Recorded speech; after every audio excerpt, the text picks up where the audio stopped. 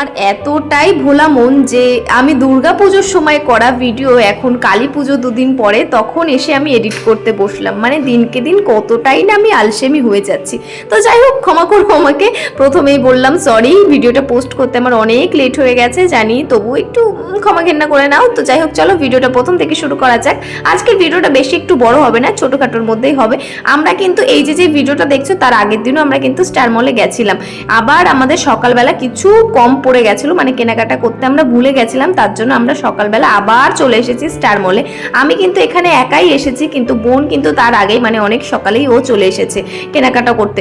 ওর একটু গুরুত্বপূর্ণ কাজ ছিল এখানে পিয়া মোবাইলে, তোমরা অনেকেই চেনো পিয়া মোবাইল, তো এখন ট্রেন্ডিংয়ে চলছে। তো যাই হোক, ওইখানে বাদ দাও, ওখানে কিছু একটা দরকার ছিল, বাট আমাদের সেই মনের আশাটা পূরণ হয়নি।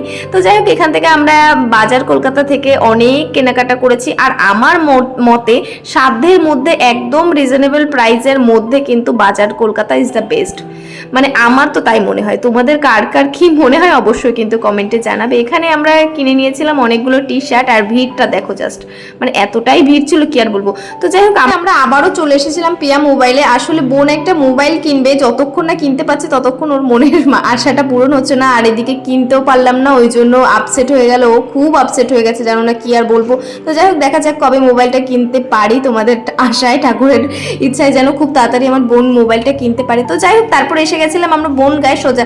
বোন বাড়ি চলে গেছিলো, আর আমার একটু কাজ ছিল, তার জন্য চলে এসেছিলাম বোন গায়ে। আর বোন গায়ে দেখেছো কি সুন্দর সুন্দর লাইটিং করেছিল, মানে দেখলেই না মনটা জুড়ে যায়। তো তারপরে এসে গেছিলাম আমি সোজা স্টেশনে, মানে প্ল্যাটফর্মে। তো বাড়িতেও যেতে হবে তাই না, রাত হয়ে যাচ্ছে। এদিকে এসে দেখি কাকিমাটা ওরকম ভাবে প্ল্যাটফর্মের উপরে স্মোকিং করছে, আমি আবার টুকুস করে ভিডিও করে নিলাম। তো যাই হোক, হয়তো ওনার কোনো না কোনো সমস্যা ছিল, না হলে এরকম ভাবে হয়তো কেউ করে না। তো যাই হোক, এখানে আমি ওয়েট করছিলাম ট্রেনের জন্য, ট্রেনটা অনেক লেট ছিল। আর এদিকে পেটে তো খিদেতে ছুঁচোর দৌড় মারছিল, ওই জন্য আমি খেয়ে নিয়েছিলাম একটু মুড়ি মাখা। মুড়ি মাখা খেতে আমার ভীষণ ভালো লাগে, বিশ্বাস করো ভীষণ ভালো লাগে। তো গাইস দেখো, এখানে আমি ভিডিও করবো না মুড়ি মাখা খাবো আমি বুঝতে পারছিলাম না, এক হাত দেখে হয় ভাই বলো তো এরকম। তো যাই হোক, আমি কোনো রকমে চেষ্টা করেছি, তারপর খেয়ে নিয়েছিলাম আমার ফেভারিট সেই দিলকুশ। দিলকুশ খেতে খেতে দেখি উমা বাড়ি চলে এসেছি। তারপরে একটু বাজারঘাট করে নিয়ে বাড়ি চলে এসেছিলাম। টাটা।